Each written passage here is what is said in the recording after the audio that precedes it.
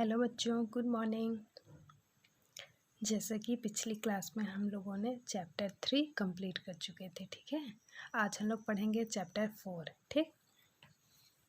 Chapter 4 रासायनिक अभिक्रियाएं कब और कैसे कैसे, ठीक है। रासायनिक अभिक्रियाएं क्या होती है, कब होती है और किस प्रकार होती है, ये हम लोग पढ़ेंगे आज, ठीक है।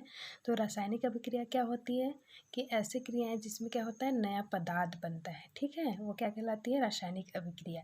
और जिसमें इस क्रिया में जो पदार्थ भाग लेता है वो क्या कहलाता है, अभिकारक। और जो पदार्थ बनता है वो क्या कहलाता है, उत्पाद कहलाता है, ठीक है। आगे समझ में कि रासायनिक अभिक्रियाएं क्या होती हैं, ठीक। आगे देखते हैं 4.1 रासायनिक परिवर्तन, ठीक है। हम अपने चारों ओर विभिन्न प्रकार के परिवर्तन देखते हैं, जैसे बर्फ का पिघलना, लोहे पर जंग लगना, साइकिल के टायर का घिस जाना, भोजन का सड़ना, घड़े का टूटना इत्यादि, ठीक है। ये सब क्या है, रासायनिक परिवर्तन के कारण होता है, रासायनिक अभिक्रिया के कारण होता है, ठीक है। इस सूची में आप कुछ अन्य उदाहरण और जोड़िए। आइए अब इन परिवर्तनों को समझें, ठीक है।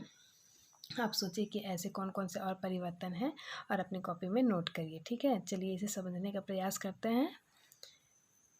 क्रियाकलाप 1, शिक्षक द्वारा प्रदर्शन, ठीक।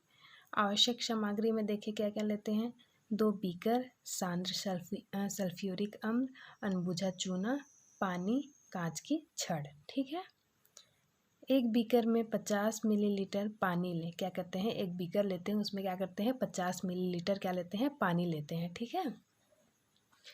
तथा सावधानी पूर्वक 1 से 2 मिलीलीटर सांद्र सल्फ्यूरिक अम्ल डालें, ठीक है। इसके बाद सावधानी पूर्वक क्या करते हैं, जो सांद्र सल्फ्यूरिक अम्ल होता है H2SO4 वो मिलाते हैं, ठीक है, किसमें, बीकर में जिसमें हम पानी डाले हैं, ठीक।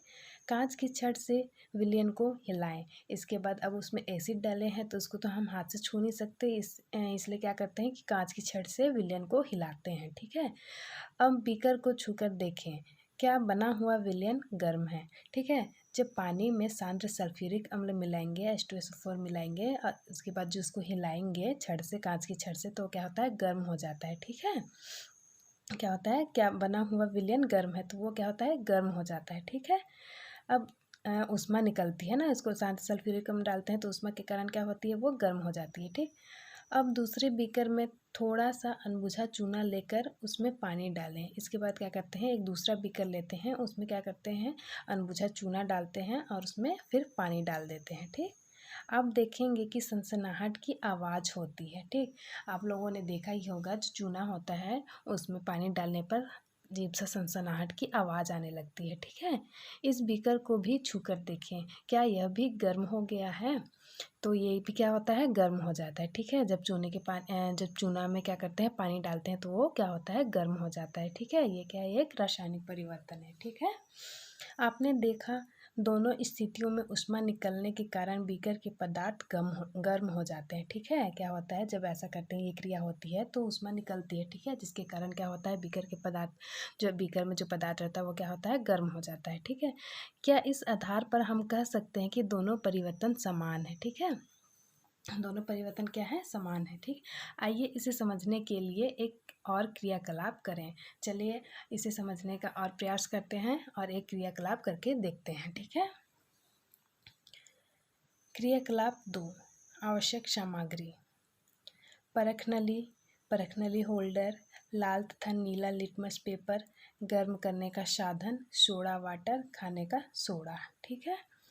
क्या क्या लेते हैं, परखनली होल्डर, लाल तथा नीला लिटमस पेपर आप लोग जानते ही हैं ना, लाल कलर की होती है और नीला कलर की होती है, जो ये क्या है, अम्ल और क्षार की प्रकृति बताता है, ठीक है।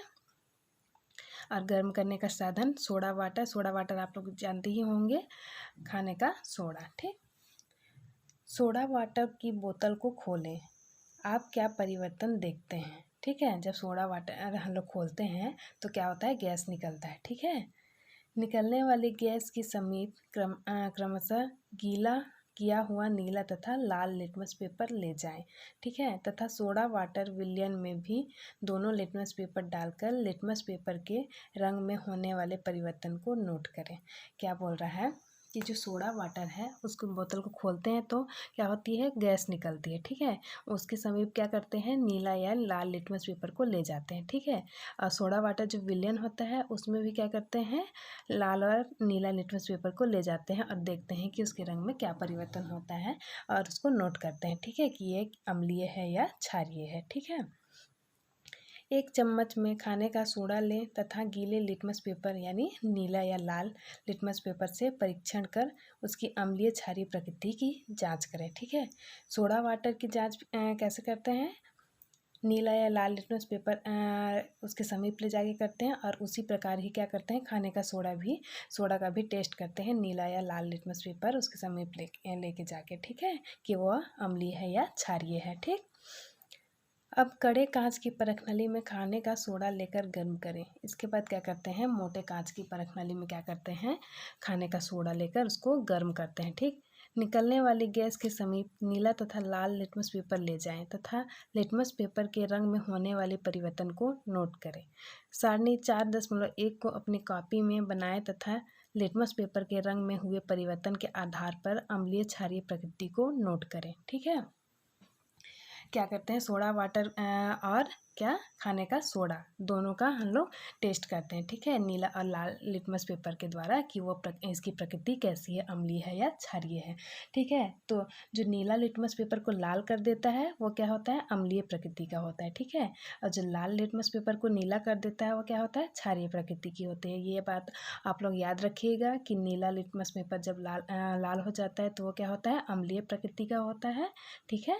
और लाल लिटमस पेपर जब नीला हो जाता है तो वो क्या होता है, क्षारीय प्रकृति का होता है, ठीक है। चलिए आगे देखते हैं। देखिए सारणी 4.1 पदार्थ लिटमस के साथ परीक्षण अम्लीय या क्षारीय प्रकृति, ठीक है। तो सोडा वाटर में क्या होता है, निकलने वाली गैस क्या होता है, अम्लीय प्रकृति की होती है, ठीक है। वो क्या करती है, नीला को लाल कर देती है, ठीक है। और सोडा वाटर का भी क्या होता है, ये भी अम्लीय प्रकृति की होती है, ठीक है। ये भी क्या करते हैं, नीला को लाल कर देती है, ठीक है। खाने का सोडा, ठीक है, खाने का सोडा देखिए ये क्या होता है, जो खाने का सोडा है उसकी प्रकृति क्या होती है, क्षारीय होती है, ठीक है। ये क्या करता है, लाल को नीला कर देता है, ठीक। इसके बाद जो इसको गर्म करते हैं तो निकलने वाली गैस क्या होती है, अम्लीय प्रकृति की होती है, ठीक है। ये क्या करती है, नीला को लाल कर देती है, ठीक है। तो ये आप लोग भर लीजिएगा, ठीक। इस क्रियाकलाप की दोनों स्थितियों में क्या अंतर दिखाई देता है, क्या आप यह बता सकते हैं कि किस स्थिति में नया पदार्थ बना है, ठीक है। ये आप लोग करके देखेंगे। इसके बाद फिर आप लोग बताएंगे कि इस स्थिति में कौन सा नया पदार्थ बना है या नहीं बना है, ठीक। यदि क्रियाकलाप 1 से प्राप्त निष्कर्षों पर ध्यान दें तो हम देखते हैं कि सल्फ्यूरिक अम्ल को जल में मिलाने पर ऊष्मा उत्पन्न होती है, ठीक है। क्या करते हैं, जो क्रियाकलाप 1 में हम लोग क्या करते हैं, जल में क्या करते हैं, पानी में क्या करते हैं, H2SO4 मिलाते हैं तो वो ऊष्मा निकलती है, ठीक है, जिसके कारण बीकर गर्म हो जाता है, ठीक। यह क्या है, एक भौतिक परिवर्तन है, ठीक है। भौतिक परिवर्तन में क्या होता है कि केवल भौतिक अवस्था परिवर्तन होता है, उसके रासायनिक गुण और अवस्था परिवर्तन नहीं होते हैं, ठीक है। वो क्या कहलाता है, भौतिक परिवर्तन, ठीक। अनबुझे चूने को पानी में डालने पर भी ऊष्मा उत्पन्न होती है, ठीक है। क्रियाकलाप 1 में देखे थे हम लोग कि अनबुझे चूने में क्या करते हैं, पानी डालते हैं तो भी इससे क्या होता है, ऊष्मा उत्पन्न होती है, ठीक है। यह क्या है, रासायनिक परिवर्तन है, ठीक। इसमें एक नया पदार्थ बनता है, ठीक है। दोनों स्थितियों में ऊष्मा के उत्पन्न होने के आधार पर हम होने वाले परिवर्तन की प्रकृति के बारे में नहीं समझा सकते हैं, ठीक। आगे देखते हैं। अतः यह आवश्यक नहीं है कि ऐसे परिवर्तन जो समान दिखाई दे एक ही प्रकार के हों, ठीक है। ये ज़रूरी नहीं है कि जो परिवर्तन हमें एक समान दिखाई देते हैं वो एक ही प्रकार के हों, ऐसा नहीं होता है, ठीक है। वो अलग अलग भी हो सकती हैं, ठीक। रासायनिक परिवर्तन की पहचान के लिए हमें यह देखना होगा कि क्रिया के पश्चात कोई नया पदार्थ बना है या नहीं, ठीक है। ये देखिए, ये जो क्रियाकलाप 1 है इसमें क्या होता है, ऊष्मा दोनों में निकलती है। भौतिक परिवर्तन सल्फ्यूरिक अम्ल और जल में पानी सल्फ्यूरिक अम्ल में क्या होता है, पानी मिलाने पे भी, और क्या होता है, अनबुझे चूने में पानी मिलाने पे भी ऊष्मा निकलती है, ठीक है। तो दोनों समान दिखाई दे रहे हैं, लेकिन क्या है, एक भौतिक परिवर्तन है, एक रासायनिक परिवर्तन है, ठीक है। रासायनिक परिवर्तन की पहचान क्या होती है कि उसमें एक नया पदार्थ बनता है, ठीक है। तो ये रासायनिक परिवर्तन होता है, ठीक है। क्रियाकलाप 2 में सोडा वाटर से निकलने वाली गैस तथा सोडा वाटर दोनों की प्रकृति अम्लीय होती है। ठीक है, देखिए सोडा वाटर से निकलने वाली गैस और सोडा वाटर क्या होती है, दोनों अम्लीय होती है। क्या होती है, नीला लिटमस पेपर को लाल कर देती है। ठीक है, जबकि खाने के सोडे की प्रकृति क्षारीय तथा उसे गर्म करने पर निकलने वाली गैस की प्रकृति अम्लीय होती है। ठीक है, अब देखिए खाने का जो सोडा होता है उसकी प्रकृति क्या होती है, क्षारीय होती है। वो क्या करती है, लाल को नीला कर देती है। ठीक है, लेकिन जो उसको गर्म करते हैं तो उसमें जो गैस निकलता है वो क्या होती है, अम्लीय प्रकृति की होती है। ठीक, नए पदार्थ का बनना और उसको पहचाने जाने के आधार पर ही हम कह सकते हैं कि रासायनिक अभिक्रिया या क्रिया संपन्न हो रही है। ठीक है, नया पदार्थ जब बनता है, ठीक है, और उसके पहचाने जाने के आधार पर ही हम कह सकेंगे। ठीक है, जब नया पदार्थ बनेगा तभी हम उसको कह सकेंगे कि ये रासायनिक अभिक्रिया हुई है। ठीक है, सोडा वाटर की बोतल खोलने पर उसमें घुली हुई कार्बन डाइऑक्साइड बाहर निकलती है। ठीक है, जब सोडा वाटर हम लोग खोलते हैं तो जो गैस निकलती है वो क्या होती है, कार्बन डाइऑक्साइड गैस होती है। ठीक है, यहाँ कोई रासायनिक अभिक्रिया नहीं होती, किंतु खाने के सोडे को गर्म करने पर निम्नलिखित अभिक्रिया होती है। ठीक है, ये जो सोडा वाटर को जो हम खोलते हैं तो गैस जब निकलती है तो वो क्या होती है, वो रासायनिक अभिक्रिया नहीं होती, किंतु जब खाने का जो सोडा होता है उसको गर्म करने पर देखिए क्या क्रिया होती है, 2NaHCO3, ये क्या है, सोडियम बाई कार्बोनेट है। ठीक है, इसको जब गर्म करते हैं तो देखिए क्या क्या में टूटता है, सोडियम कार्बोनेट, पानी और कार्बन डाइऑक्साइड में टूटता है। ठीक है, इसको सोडियम बाई कार्बोनेट को जब हम लोग गर्म करते हैं खाने का सोडा को, ठीक है, तो क्या होता है, सोडियम कार्बोनेट में और पानी और कार्बन डाइऑक्साइड हमें प्राप्त होता है। ठीक है, तो इसमें एक नया पदार्थ बना। ठीक है, तो ये क्या है, एक रासायनिक अभिक्रिया है। ठीक, आ गया समझ में। आगे देखिए, इस क्रिया में खाने के सोडे, सोडियम बाई कार्बोनेट, खाने का सोडा क्या होता है, सोडियम बाई कार्बोनेट बोलते हैं इसको। ठीक है, NaHCO3, ठीक है, को गर्म करने पर सोडियम कार्बोनेट, पानी तथा कार्बन डाइऑक्साइड बनती है। ठीक है, sodium by carbonate 2NaHCO3, sodium bicarbonate को जब हम लोग गर्म करते हैं तो क्या होता है, सोडियम कार्बोनेट, पानी और कार्बन डाइऑक्साइड बनता है। ठीक है, जो लिए गए पदार्थों से भिन्न है। ठीक, जो ये लिया गया पदार्थ है उससे क्या है, ये भिन्न है। ठीक है, अलग है ये। ठीक, क्या आपने प्रयोग करते समय बनी हुई पानी की बूंदों को देखा है, ऐसी क्रियाएं जिसमें नया पदार्थ बनता हो रासायनिक अभिक्रिया कहलाती है। ठीक है, मैंने पहले ही बताया था कि जिस क्रिया में नया पदार्थ बनता है वो क्या कहलाता है, रासायनिक अभिक्रिया कहलाता है। ठीक है, जो पदार्थ रासायनिक अभिक्रिया में भाग लेते हैं अभिकारक कहलाते हैं। ठीक है, ये भी मैंने बताया था कि जो क्रिया में भाग लेता है वो क्या कहलाता है, अभिकारक कहलाता है। ठीक है, जबकि अभिक्रिया में बनने वाले नए पदार्थ को क्या बोलते हैं, उत्पाद कहते हैं। ठीक है, जो क्रिया में भाग लेता है उसको क्या कहते हैं, अभिकारक, और जो बनने वाला पदार्थ होता है उसको क्या कहते हैं, उत्पाद कहते हैं। ठीक है, इस प्रकार किसी रासायनिक अभिक्रिया में अभिकारक उत्पाद में परिवर्तन होते हैं। ठीक है, रासायनिक अभिक्रिया में क्या होता है, जो अभिकारक होता है, जो क्रिया में भाग लेता है वो क्या होता है, उत्पाद में परिवर्तित हो जाता है। ठीक है, आ गया समझ में बच्चों। चलिए आगे देखते हैं 4.2 रासायनिक अभिक्रिया के लक्षण। ठीक है, रासायनिक अभिक्रिया के क्या क्या लक्षण होते हैं ये आज हम लोग पढ़ेंगे। ठीक, आइए अब रासायनिक क्रियाओं में कुछ लक्षणों को देखें। क्रियाकलाप 3, ठीक है, आवश्यक सामग्री। ठीक है, आवश्यक सामग्री में देखिए क्या क्या लेते हैं, परख नली, कैल्शियम कार्बोनेट, तनु हाइड्रोक्लोरिक अम्ल। ठीक है, क्या क्या लेते हैं, परख नली लेते हैं, कैल्शियम कार्बोनेट लेते हैं और तनु हाइड्रोक्लोरिक अम्ल लेते हैं। ठीक है, एक परख नली में कैल्शियम कार्बोनेट लें। ठीक है, कैल्शियम कार्बोनेट CaCO3। ठीक है, इसे तनु हाइड्रोक्लोरिक अम्ल डालें। इसमें क्या करते हैं, तनु हाइड्रोक्लोरिक अम्ल डालते हैं। ठीक है, 2HCl डालते हैं। ठीक, अम्ल डालने पर क्या परिवर्तन होता है। ठीक है, अब इस परिवर्तन को हम देखते हैं कि इसमें क्या परिवर्तन होता है। ठीक है, क्रिया के फलस्वरूप निकलने वाली गैस कौन सी है, नोट करें। ठीक है, जब ये क्रिया हम लोग करते हैं तो उसमें जो गैस निकलती है उसको हमको नोट करना है। ठीक है, यहाँ हम देखते हैं कि अभिकारक कैल्शियम कार्बोनेट एक अविलेय ठोस पदार्थ है। ठीक है, जो कैल्शियम कार्बोनेट क्या है, वो अविलेय ठोस पदार्थ है। ठीक है, जो पानी में, जो इसमें नहीं घुलता है। ठीक है, और क्या है, ये ठोस है। ठीक, जो हाइड्रोक्लोरिक अम्ल से क्रिया कर कार्बन डाइऑक्साइड गैस बनाती है। ठीक है, जो क्या करती है, हाइड्रोक्लोरिक अम्ल जो है